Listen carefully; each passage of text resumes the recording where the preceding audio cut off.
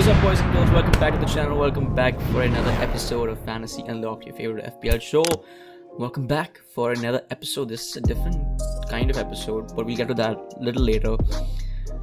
There were so many things that have been left unaddressed by me over the time that I was inactive on the channel. One of those things are the COVID postponements, and those postponements have frustrated especially not just Premier League watchers and viewers, but FPL users in general. There's been a huge drop off in FPL users in the month of January, just because I think because of these fixtures getting postponed and these COVID clubs coming up with COVID statements, and then there's maybe like a frustration because of FPL users not doing well or just losing in general, or there could be a genuine frustration when it comes to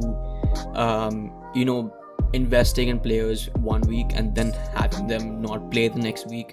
It is very annoying, and I've been on both sides where I've actually genuinely got super salty about losing, and the other side where I've genuinely put in efforts and still kind of got the shorter end of the stick.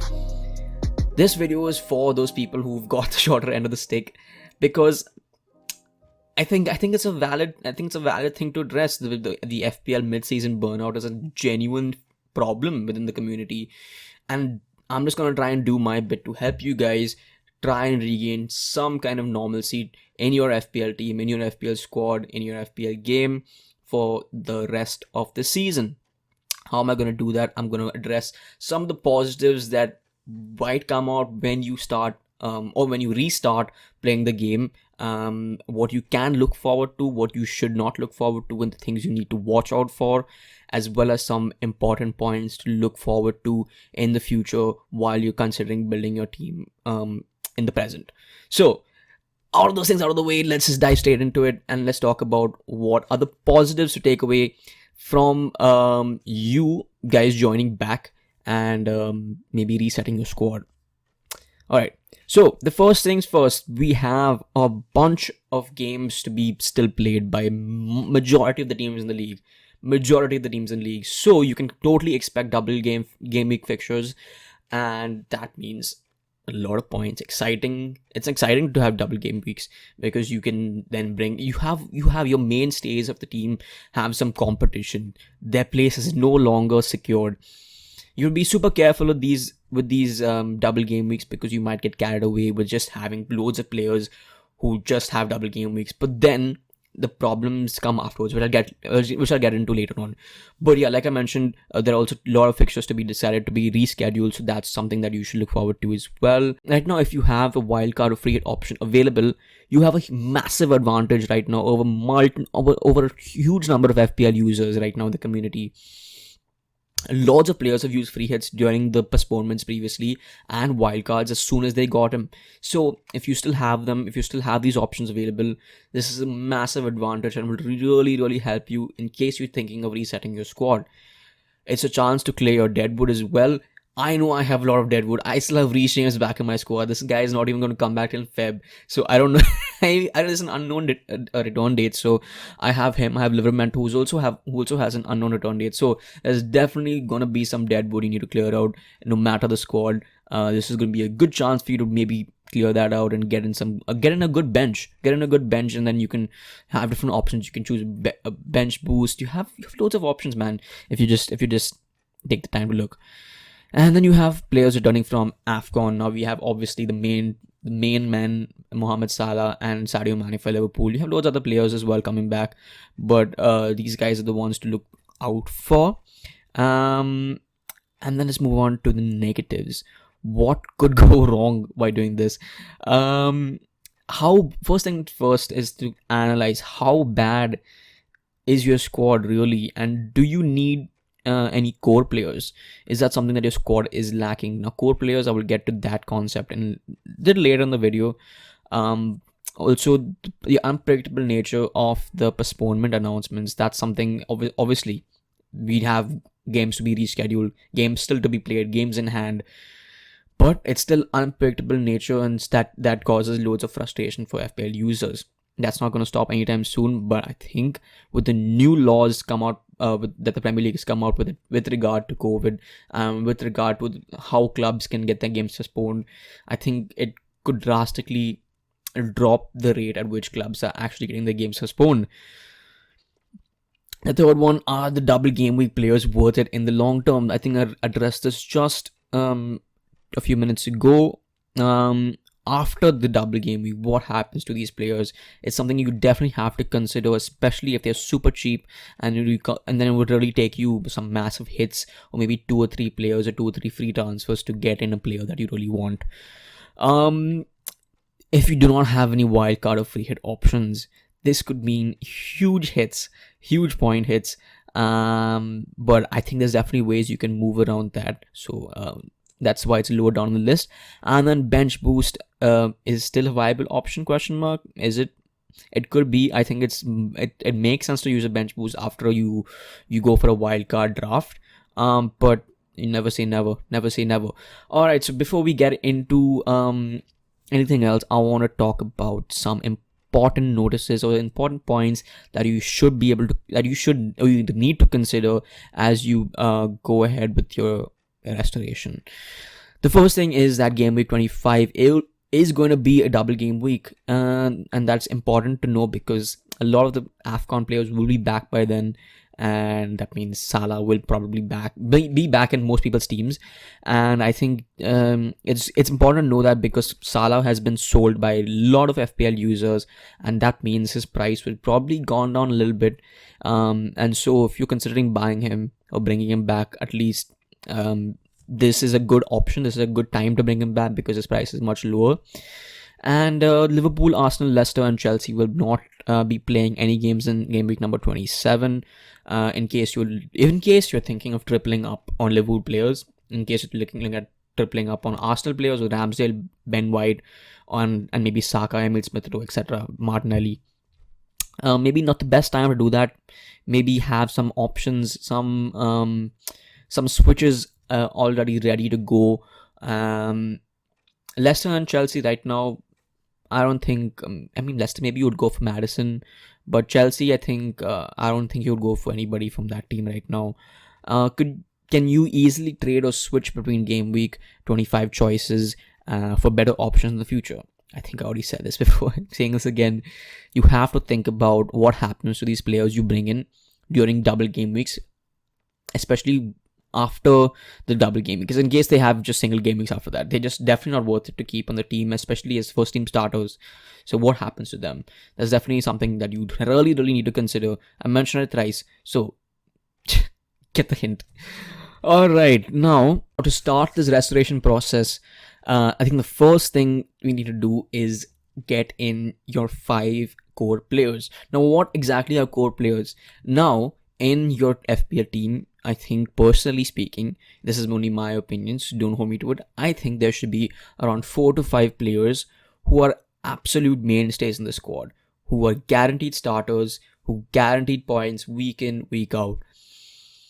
These players are generally players you build your team around. They're generally big hitters and they're generally guaranteed points every single week, like I mentioned. And some of them include Ronaldo, Bowen, Salah, Trent Alexander-Arnold and Cancelo as of right now. Obviously, this is not set in stone, so do not hold me to this.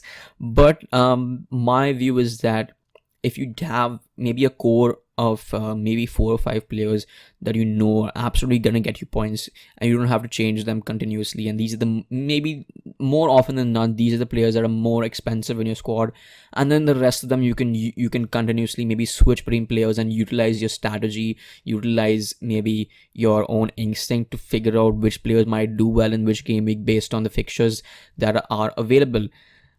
The key thing is that you have to analyze fixtures that are available, fixtures that are coming up. And that's extremely important, especially at this stage when you're restoring your squad, to look at upcoming fixtures for different teams and look at the teams at which you can maybe triple up upon, and players that you need to get from these certain teams, players that are going to face going to have good fixtures where they might gain some points. And so the next thing to get into will be the best fixtures, the best upcoming fixtures. The first team I'm going to I'm going to start off with is the team sitting at the top of the table. Manchester City right now. I think you'd back them to win any single game in the Premier League right now. Obviously, with Champions League fixtures not yet started, I think they can fully focus on the league, and later on you might have some rotation with the Champions League, etc. But they're definitely a team that you could look at tripling up upon. Edison, I'm not too sure if he's the best option in goal. Obviously, he's very, very safe to go with, but he's quite expensive, and I think you have better options, cheaper options. Cancelo is obviously the main option. He's the mainstay of my team. At least he's been in my team for a very long time now. And you could look at Ruben Diaz. Laporte is a very, very good option. I definitely am considering him to bring him in next week. With the amount of goals he's scoring, a left-footed defender's looking like a very, very big part of this Pep Guardiola side, and so you can guarantee he's going to play a lot of games. You could also look at Foden, who I think is a very, very good player, and I think he's extremely valuable in any FPL team. However, the only problem with Foden is that his unpredictable game time, whether he's going to start, whether he's going to come on off the bench. That's the only problem with him. And then obviously the price is, I think, about 8.1 million, which is not cheap. And then obviously you have Kevin De Bruyne as another option. I know he's going to probably guarantee you points because he's doing well now, but I don't know if he's worth the price. I'm not sure. I think you could get better options for cheaper. Next up, we have Aston Villa. Aston Villa, man, Aston Villa are doing a madness in the league, in the transfer market, everywhere. On the pitch, they're doing super well. Coutinho is coming, Luca Digne is coming, Buendia is playing well again, Ollie Watkins is playing well again. They have a very, very tight squad. Emi Martinez in goal as well. Very, very good keeper option there. So they have just loads of players you can actually target. What is his name? Jacob Ramsey. Jacob Ramsey has been scoring as well. He's been playing.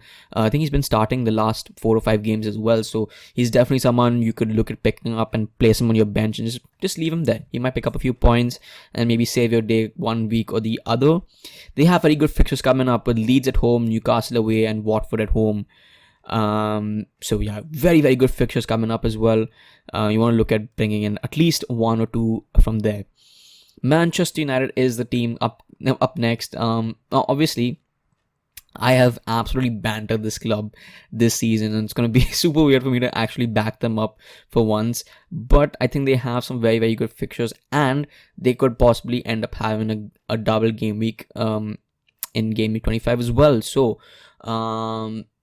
definitely something you look forward to. They might be playing Brighton, Burnley away, Southampton at home, and Leeds away. I think they're good fixtures, and then Brighton on top of that as well. I think it's definitely a good choice. I think Ronaldo and Bruno Fernandes are definitely good choices. Yeah, but Greenwood has been starting, kind of gone under the radar a bit, but he's been doing well as well. You could look at maybe Diogo Dalot as well as another good option. Now, whether Wan-Bissaka might start one of those games, it's going to be debatable, but just to have him on the bench, I think is going to be very, very valuable for you. De Gea on goal is another really good option, not very expensive, but also very, very safe hands. Loads of bonus points for him, save bonus points as well for him. The next team coming up is going to be Liverpool. I think Liverpool is the other team that you could possibly look at tripling up on. Now, I'm not too sure about it because Liverpool are a little I won't say they've been rocky a bit, but I think it's definitely unpredictable where the goals are going to be coming from. So it's difficult to kind of pick a player and say, okay, I'm gonna get so and so amount of points from this guy. It's difficult, but they have some decent fixtures. They have Leicester at home, which is all right. They have Burnley at away and then Norwich at home, which are really, really good fixtures. Really good fixtures. And Salah might be returning back for them. So, Jota, Salah, Trent Alexander-Arnold, Mane, are all really, really good options. Really, really good options. Andy Robertson is another really good option that's really underrated in defense. He's been bagging in assists left, right, and center already. So, definitely someone you can consider. And last but not the least, we have Everton. Everton now I know have been in pathetic form. not been performing at all. They've just got a caretaker manager, and they're probably looking to bring in Frank Lampard in to manage them. But before they do that, I think they have some fair fixtures to play. They have Newcastle away, Leeds at home, and Southampton away, which are very, very good fixtures. And if there's one player you want playing up front in these games, that player is Calvert-Lewin. And I think Calvert-Lewin's an exceptionally underrated player and has been so in this FPL game for a very, very long time, and someone maybe just like one of the dark horses in amongst this entire list, just to keep an eye out on him in case you're running out of options. Obviously, you have other options like Dennis, Antonio, Joshua King. You have Broja from Southampton is another good player. But more on my team, or the different player options, the different players to watch out for, and a possible wildcard draft coming up very, very soon for you guys. So stay tuned for that. This one required a lot of research actually from my end, so that I could provide you guys with some good, valuable information that would actually help you guys. I hope it did, and if it did, make sure you like the goddamn video, comment what's your team like, what are you looking at doing for the upcoming game weeks, what is your plans, let me know down below. So there are so many things to look forward to with the upcoming game weeks. A possible wildcard draft might be underway, and actually it's probably gonna come out very, very soon, so make sure you keep your eyes peeled for that. There might be a few other videos regarding FPL coming out in the next couple of weeks before we actually get started with Premier League football, so make sure you stay tuned for that. If you like this kind of content, make sure to drop a like down below. It really helps the channel out, and it cures my depression as well. So yeah, that's brownie points. And also, make sure you hit the subscribe button, hit the post notification button, so you never miss another upload from me. Well, thank you guys so much for watching. I will see you guys very, very soon. Take care.